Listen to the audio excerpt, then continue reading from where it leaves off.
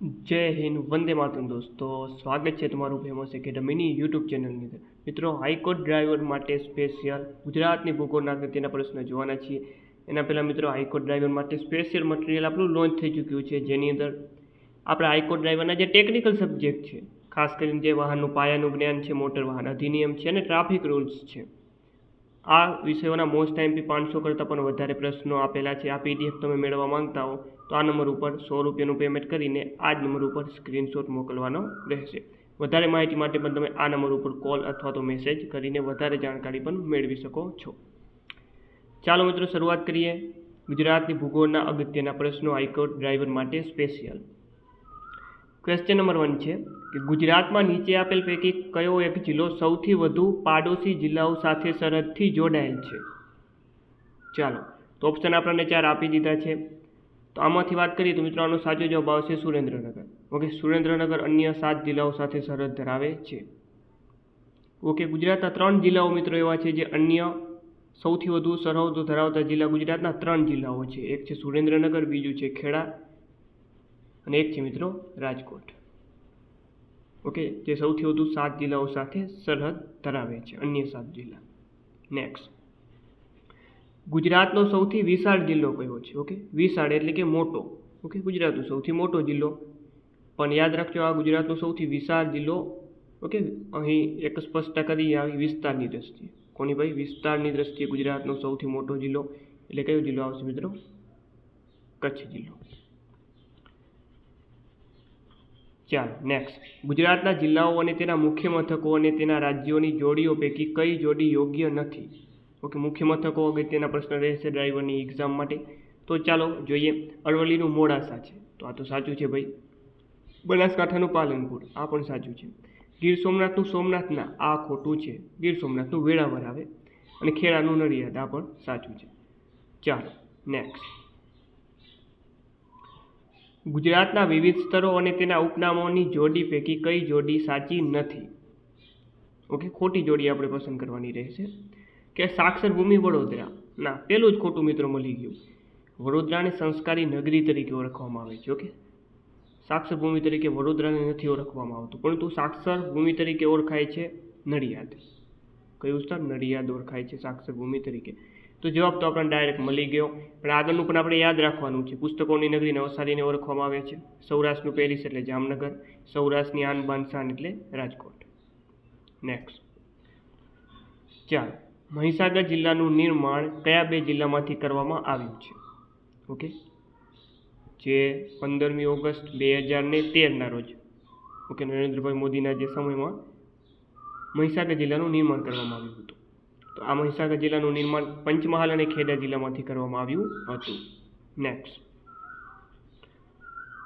ત્યારબાદનો question આગળ મેં તમને જણાવ્યું એ મુજબનો જ આ ક્વેશ્ચન પૂછ્યો છે કે ભાઈ સૌથી વધુ જિલ્લાઓ અર્થાત 7 જિલ્લાઓ સાથે સરહદ ધરાવતા જિલ્લાઓ નીચેના પૈકી કયા છે? મેં તમને આગળ જણાવ્યા મુજબ 3 જિલ્લાઓ છે. કયા કયા? ખેડા, રાજકોટ અને અમદાવાદ. ઓકે, સાબરકાંઠા નહીં આવે. ખેડા, રાજકોટ, અમદાવાદ. તો 1, 2, 4, 1, 2, 4 ઓપ્શન સી સાચો જવાબ આવશે. ઓકે, આના સિવાય સુરેન્દ્રનગર પણ એવો જિલ્લો છે જે અન્ય 7 જિલ્લાઓ સાથે સરહદ ધરાવે છે. ના, સુરેન્દ્રનગર 7 લગભગ નહીં આવે. ચાલો, નીચેના પૈકી કયા જિલ્લાની સરહદ નર્મદા જિલ્લા સાથે જોડાયેલ નથી? તો આવો મિત્રો જવાબ આવે છે પંચમહાલ. ઓકે, પંચમહાલની સરહદ નર્મદા જિલ્લાને ટચ નથી કરતી. બાકી વડોદરા છે, તાપી છે, છોટા ઉદેપુર છે, આ તમામ જિલ્લાની જે સરહદો છે તે નર્મદા જિલ્લાને ટચ કરે છે. નેક્સ્ટ, ગુજરાતના જિલ્લાઓ અને તેના મુખ્ય મથકોની જોડીઓ પૈકી કઈ જોડી ખોટી? જો કે મને એવું લાગે છે કે આ જોડીઓ મુખ્ય મથકના પ્રશ્ન પૂછાઈ શકે છે, એટલા માટે 2 પ્રશ્ન આપણે આના લીધા છે. અરવલ્લીનું મોડાસા છે મિત્રો, સાચું છે. ડાંગનું આહવા, સાચું છે. દેવભૂમિ દ્વારકાનું ખંભાળી, આ પણ સાચું છે. પરંતુ મહીસાગરનું લુણાવાડા, નડિયાદ ના, મહીસાગરનું તો લુણાવાડા આવે. ઓકે, તો ડાયરેક્ટ આપણો સાચો જવાબ આવશે ઓપ્શન ડી. ઓકે, નડિયાદ ખેડાનું છે, જ્યારે મહીસાગરનું વડું મથક લુણાવાડા છે. ઓકે, આવી રીતે બનાસકાંઠાનું પાલનપુર છે, કચ્છનું ભુજ છે, સાબરકાંઠાનું હિંમતનગર છે. ઓકે, નર્મદાનું રાજપીપળા છે. તો આવી રીતે. ચાલો, ગુજરાતનું રાજ્ય પતંગિયું કયું છે? ગુજરાતનું રાજ્ય પતંગિયું તો એ છે મિત્રો પ્લેન ટાઈગર. નેક્સ્ટ, ગુજરાતમાં તાલુકાઓની સંખ્યા કેટલી છે ભાઈ? ગુજરાતમાં મિત્રો વર્તમાનમાં વાત કરીએ તો ગુજરાતમાં તાલુકાઓની સંખ્યા છે 252 જેટલી છે. ઓકે, 252. તો 252 ઓપ્શનમાં આપેલું જ નથી. ઓકે, પરંતુ ઓપ્શન ડી આપેલો છે કે એક પણ નહીં. હા, તો આ જવાબ બનશે એકદમ સાચો. ઓપ્શન ડી અહીં ટીક કરશું આપણે. ક્લિયર? નેક્સ્ટ. વડનગર શહેર પુરાણકાલીન છે. તેના નીચેના નામો પૈકી કયું નામ સાચું નથી? વડનગરના પ્રાચીન નામો ઘણા બધા વડનગરના પ્રાચીન નામો છે. તેમાંથી કયાનો સમાવેશ નથી થતો? આનંદપુરનો થાય સમાવેશ, આનંદપુર પણ આવે, ચમત્કારપુર પણ આવે, પરંતુ વિશાળનગર આ ખોટું છે. નેક્સ્ટ. ગુજરાત રાજ્યમાં હાલમાં કેટલા જિલ્લા અસ્તિત્વમાં છે? તો ટોટલ અત્યારે કેટલા જિલ્લા છે? વાવ, થરાદ જેવો નવો જિલ્લો બન્યો એની સાથે ગુજરાતના જિલ્લાની સંખ્યા 34 થઈ ગઈ છે. કેટલી? 34. છેલ્લે કયો જિલ્લો બન્યો? 34મો વાવ થરાદ જિલ્લો. ઓકે, વાવ થરાદ જિલ્લો 34મો જિલ્લો. શેમાંથી બન્યો? બનાસકાંઠામાંથી બન્યો. ઓકે, બનાસકાંઠામાંથી. અને વડું મથક કયું છે વાવ થરાદ જિલ્લાનું? થરાદ. નેક્સ્ટ. ખંભાતનું મૂળ નામ શું હતું? સ્તંભ તીર્થ. ત્યારબાદ વિસ્તારની દ્રષ્ટિએ ગુજરાતનો સૌથી નાનો જિલ્લો કયો? ઓકે, વસ્તી કહો કે વિસ્તાર કહો, બંનેની દ્રષ્ટિએ નાનો જિલ્લો એટલે ડાંગ જિલ્લો. Next question number 15. મધ્ય ગુજરાતમાં આવેલા જિલ્લાઓની સંખ્યા કેટલી છે? મધ્ય ગુજરાતમાં. ઓકે, તો મધ્ય ગુજરાતમાં 8 જિલ્લા આવેલા છે. ઓકે, જુઓ, આ પાસે ઉત્તર ગુજરાત, ત્યારબાદ મધ્ય ગુજરાત અને છેલ્લે દક્ષિણ ગુજરાત. ઉત્તર ગુજરાતમાં 7 જિલ્લા છે, મધ્ય ગુજરાતમાં 8 જિલ્લા છે અને દક્ષિણ ગુજરાતમાં 6 જિલ્લા છે. એટલે કે 786 યાદ રાખવાનું. ક્લિયર? નેક્સ્ટ. ભારતમાં નીચેના પૈકી કયા રાજ્યને સૌથી લાંબો દરિયા કિનારો છે? તો એ છે મિત્રો આપણું ગુજરાત રાજ્ય. કેટલા કિમી? તો ભાઈ 1600 કિમી.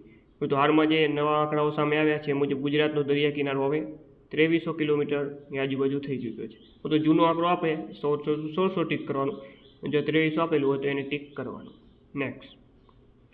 નીચેના વાક્યો તપાસવાના છે. 3 વિધાનો આપણને આપી દીધા છે. ઓકે. 1 મે 1960ના રોજ ગુજરાત રાજ્યની સ્થાપના થઈ હતી. સાચું છે, મહારાષ્ટ્ર રાજ્યમાંથી. ગુજરાત રાજ્ય પાસે લગભગ 1600 કિમી દરિયા કિનારો છે. સાચું છે. ગુજરાત રાજ્યનો વિસ્તાર 1.96 લાખ ચોરસ કિમી છે. ઓકે, 1,96,024 ચોરસ કિલોમીટર ગુજરાત રાજ્યનો વિસ્તાર છે. સાચું છે. બધા સાચા છે, એટલા માટે option A right answer. Next. નીચે આપેલા જિલ્લાઓને ઉત્તરથી દક્ષિણના ક્રમમાં ગોઠવવાના છે ભાઈ. જુઓ, તાપી, વલસાડ, બોટાદ, પાટણ અને મોરબી. ચાલો મિત્રો વાત કરીએ સૌપ્રથમ ઉત્તર ગુજરાતના જિલ્લાઓ આવે. ઉત્તર ગુજરાતનો જિલ્લો કયો આપેલો છે? એ છે મિત્રો પાટણ. તો સૌપ્રથમ પાટણ આવશે, એટલે કે 4 નંબરનું પહેલાં આવશે. ત્યારબાદ આવશે મોરબી, ત્યારબાદ આવશે બોટાદ, ત્યારબાદ આવશે તાપી અને છેલ્લે આવશે વલસાડ. તો 4, 5, 3, 1, 2 આવો ક્રમ બને. એવો ક્રમ આપેલો છે આપણને ઓપ્શન ડીમાં. નેક્સ્ટ. ગુજરાત રાજ્યમાં કર્કવૃત કયા શહેર પાસેથી પસાર થાય છે? ગાંધીનગર. નેક્સ્ટ. ગુજરાત અને અરુણાચલ પ્રદેશ વચ્ચે લગભગ 30 ડિગ્રી રેખાંશનો તફાવત હોવાના લીધે સ્થાનિક સમયમાં ખાલી જગ્યા કલાકનો તફાવત જોવા મળે છે. તો જવાબ આવશે મિત્રો 2 કલાક. 2 કલાક. ત્યારબાદ આપણને 2 વિધાનો આપી દીધા છે અને સાચા વિધાનો એમાંથી સાચા અથવા ખોટા જે હોય. ચાલો, વિધાન 1 છે કે ભાઈ વિસ્તારની દ્રષ્ટિએ ગુજરાત 7મા ક્રમે છે. ના ભાઈ, વિસ્તારની દ્રષ્ટિએ ગુજરાત 5મા ક્રમે આવશે. અને ગુજરાત 21 અને 24/7 ઉત્તર અક્ષાંશ વચ્ચે આવેલું છે. આ સાચું છે. પહેલું ખોટું છે, બીજું સાચું છે. એટલે જવાબ આવશે માત્ર વિધાન 2 સત્ય છે. નેક્સ્ટ. કર્કવૃત ગુજરાતના કેટલા જિલ્લાઓમાંથી પસાર થાય છે? જવાબ આવશે 6 જિલ્લા. ઓકે, ગુજરાતના 6 જિલ્લામાંથી અને ભારતના 8 રાજ્યોમાંથી. મહારાષ્ટ્ર રાજ્યને ગુજરાતના કયા બંને જિલ્લાની હદ મળતી નથી? ચાલો, ડાંગ વલસાડની તો ટચ કરે છે મહારાષ્ટ્રને. નવસારી વલસાડની પણ સરહદ ટચ કરે છે. છોટાઉદેપુર નર્મદા આ જિલ્લાની પણ સરહદ ટચ કરે છે મહારાષ્ટ્ર રાજ્યને. પરંતુ ભરૂચ સુરત નહીં ટચ કરે. એટલે ઓપ્શન સી રાઈટ આન્સર. ચાલો, ગુજરાતની ઉત્તર પશ્ચિમ સરહદે પાકિસ્તાન દેશ આવેલો છે, જેની સરહદ કચ્છના મોટા રણમાં આવેલી છે. તો આ સરહદ કેટલા કિલોમીટરની છે? તો 512 કિમી. નેક્સ્ટ. ગુજરાતનું નીચેના પૈકી કયું શહેર કર્કવૃત્તની ઉત્તરે આવેલું છે? તો એ છે મિત્રો મહેસાણા. ચાલો, ગુજરાતના કયા જિલ્લાની સરહદ મધ્યપ્રદેશ અને રાજસ્થાન આ બંને રાજ્ય સાથે જોડાયેલી છે? એવો જિલ્લો છે મિત્રો દાહોદ જિલ્લો. ઓકે મિત્રો, આપણે પીડીએફ ખાસ અગત્યની છે, તો માત્ર 100 રૂપિયામાં તમે પીડીએફ પરચેસ કરી શકો છો. પીડીએફ પરચેસ કરવા માટે તમારે 635220799240 આ નંબર ઉપર 100 રૂપિયાનું પેમેન્ટ કરીને આ જ નંબર ઉપર સ્ક્રીનશોટ મોકલવાનો રહેશે. વધારે માહિતી માટે તમે આ નંબર ઉપર કોલ અથવા તો મેસેજ પણ કરી શકો છો. ચાલો, ગુજરાત રાજ્યમાં સૌપ્રથમ કયા જિલ્લામાં સૂર્ય દેખાયા? તો એ છે મિત્રો દાહોદ. ઓકે, દાહોદનું ગઢબાડા. ઓકે, દાહોદના ગઢબાડા ખાતે સૌપ્રથમ સૂર્યોદય થાય છે ગુજરાતમાં. ગુજરાતની ઉત્તર દક્ષિણ લંબાઈ અને પૂર્વ પશ્ચિમ લંબાઈનો તફાવત કેટલો છે? તો સૌપ્રથમ તો આપણને ઉત્તર દક્ષિણની લંબાઈ ગુજરાતની ખ્યાલ હોવો જોઈએ. આ ગુજરાતની ઉત્તર દક્ષિણ. ગુજરાતની ઉત્તર દક્ષિણની લંબાઈ મિત્રો 500 કિમી છે અને પૂર્વ પશ્ચિમની લંબાઈ છે 590 કિમી. અને આનો તફાવત કેટલો થાય? 90 કિમી. Option A. નેક્સ્ટ, ગુજરાતની ઉત્તરે કયો અખાત આવેલો છે? ગુજરાતની ઉત્તરે આવશે કચ્છનો અખાત. નેક્સ્ટ, કર્કવૃત્ત ગુજરાતના કયા ભાગમાંથી પસાર થાય છે? તો કર્કવૃત્તની વાત કરીએ તો કર્કવૃત્ત જે છે ભારતને બે ભાગમાં વિભાજિત કરે છે. જો કે ભારતને આવી રીતે બે ભાગમાં વિભાજિત કરે છે, તો ભારતની મધ્યમાંથી પસાર થાય કર્કવૃત્ત, પરંતુ ગુજરાતની ઉત્તરમાંથી કર્કવૃત્ત પસાર થાય છે. જવાબ આવશે આની અંદર જે છે ઉત્તર ગુજરાત.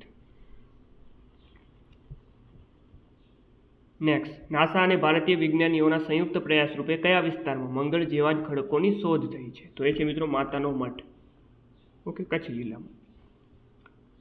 ત્યારબાદ પાટણ જિલ્લાનો બનાસ અને સરસ્વતી નદી વચ્ચેનો પ્રદેશ કયા નામે ઓળખાય છે? ઓકે, પાટણ જિલ્લાનો બનાસ અને સરસ્વતી નદીનો જે વિસ્તાર છે આ વિસ્તાર વઢિયાર પ્રદેશ તરીકે ઓળખાય છે. ચાલો, ગુજરાતમાં ઉત્તરથી દક્ષિણમાં આવેલ પર્વતમાળાઓનો સાચો ક્રમ કયો છે? ઓકે, ઉત્તરથી દક્ષિણમાં વાત કરીએ તો અરવલ્લી સૌપ્રથમ મિત્રો શરૂઆતમાં અરવલ્લી, ત્યારબાદ આવશે વિંધ્ય, ત્યારબાદ આવે સાતપુડા અને છેલ્લે સહ્યાદ્રી. તો આવું છે ઓપ્શન સીમાં. ઓકે, ચાલો, ધોળાવીરા ક્યાં આવેલું છે? તો ધોળાવીરા ક્યાં આવે મિત્રો? કચ્છ જિલ્લાના ભચાઉ તાલુકાના ખડીર બેટમાં લુણી નદીના કિનારે. નેક્સ્ટ, લીલી નાગેરનો મોટો ભાગ કયા જિલ્લામાં છે? તો જે લીલી નાગેર છે એનો મોટા ભાગનો જે વિસ્તાર મિત્રો જવાબ આવશે ગીર સોમનાથ જિલ્લામાં. ત્યારબાદ નીચેનામાંથી કોનો સમાવેશ અરવલ્લી પર્વતમાળામાં નથી થતો? અરવલ્લી પર્વતમાળામાં વાત કરીએ તો શેનો સમાવેશ નથી થતો? તેમાં જવાબ આવશે રતનમહાલનો ડુંગર. ચાલો, ખેડા અને આણંદ જિલ્લામાં સેઠી અને મહી નદી વચ્ચેનો પ્રદેશ કયા નામે ઓળખાય છે? ઓકે, મહી અને સેઠી નદી આ બંને નદીનો વિસ્તાર ઓકે એટલે મિત્રો કાનમ પ્રદેશ. ઓકે, કાનમ પ્રદેશ છે કપાસના ઉત્પાદન માટે જાણીતો છે. ચાલો, ગુજરાતના બીચ અને સંબંધિત જિલ્લાઓનું કયું જોડકું સાચું છે? ચાલો, તિથલ બીચ વલસાડમાં આવેલું છે, સાચું છે. દાંડી નવસારીમાં આવેલું છે, આ પણ સાચું છે. ડુમસ બીચ સુરતમાં આવેલું છે, આ પણ સાચું છે. તમામ સાચા છે, એટલે ઓપ્શન ડી આપણે ટીક કરશું. નેક્સ્ટ, ગુજરાતમાં નીચેના પૈકી સૌથી ઊંચું શિખર કયું છે? શિખર નહીં, પરંતુ અહીં ગુજરાતનો સૌથી ઊંચો પર્વત પૂછ્યો છે. ઓકે, પર્વત. ગુજરાતનો સૌથી ઊંચો પર્વત એટલે ગિરનાર. નેક્સ્ટ, નર્મદા નદીની કઈ બાજુ વનમાળાની ટેકરીઓ આવેલી છે? તો જવાબ આવશે એની અંદર મિત્રો નર્મદા નદીની ઉત્તર બાજુ. ત્યારબાદ બન્ની અને ખાવડા વચ્ચેનો પ્રદેશ કયા નામે જાણીતો છે? બન્ની અને ખાવડા તો એ પ્રદેશ જાણીતો છે મિત્રો વાગડના નામે. ઓકે, રાપર તાલુકાની આજુબાજુનો વિસ્તાર. ઉત્તર ગુજરાતના મેદાનમાં કેટલેક ઠેક ઠેકાણે આસપાસના પ્રદેશ કરતાં સહેજ ઊંચાણવાળી ભૂમિ જોવા મળે છે. આને શું કહેવામાં આવે છે? તો આને ગોઢના નામે ઓળખવામાં આવે છે. ચાલો, કર્કવૃત્ત કચ્છના કયા ડુંગરમાંથી પસાર થાય છે? તો જવાબ આવશે ધીરોધર ડુંગર. પોરબંદરમાં નવી બંદરથી જૂનાગઢના માણાવદર વચ્ચેનો જે નીચલી ભૂમિનો પ્રદેશ છે તે કયા નામે ઓળખાય છે? તો જવાબ આવશે આની મિત્રો ખેડ.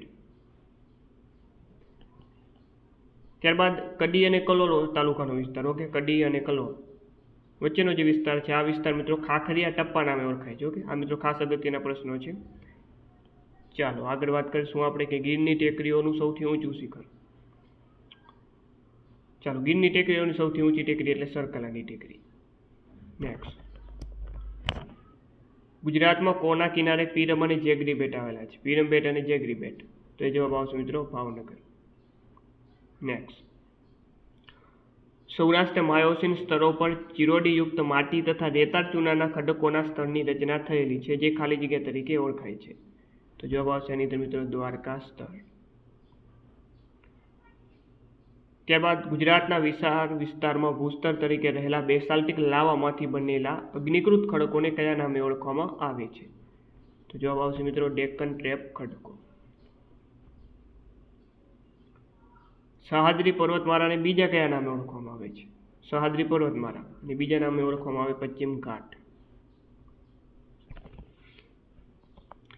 ગિરનારનો મધ્ય ભાગમાં આવેલો ડુંગર કયા ખડકોનો બનેલો છે? ગિરનારનો જે મધ્ય ભાગમાં આવેલો ડુંગર મિત્રો જે છે તે બેસાલ્ટિક પ્રકારના અગ્નિકૃત ખડકોનો બનેલો છે. અને આજનો મિત્રો છેલ્લો 50મો ક્વેશ્ચન છે કે ભાઈ ચરોતર પ્રદેશનું મેદાન કયા પ્રકારની જમીનનું બનેલું છે? તેમાં મિત્રો જવાબ આવે છે લોએસ્ટ પ્રકારની બેસળ જમીન. તો મિત્રો આ હતા ગુજરાતની ભૂગોળના હાઈકોર્ટ ડ્રાઈવર માટે સ્પેશિયલ અગત્યના પ્રશ્નો. વિડીયો સારો લાગ્યો હોય તો વિડીયોને લાઈક કરી દેજો. ઓકે, અને PDF જો ખરીદવા માંગતા હો તો માત્ર 100 રૂપિયામાં આ નંબર ઉપર પેમેન્ટ કરીને આ જ નંબર ઉપર સ્ક્રીનશોટ મોકલવાનો રહેશે વોટ્સઅપ દ્વારા. વધારે માહિતી માટે આ નંબર ઉપર તમે કોલ અથવા તો મેસેજ પણ કરી શકો છો. ચાલો.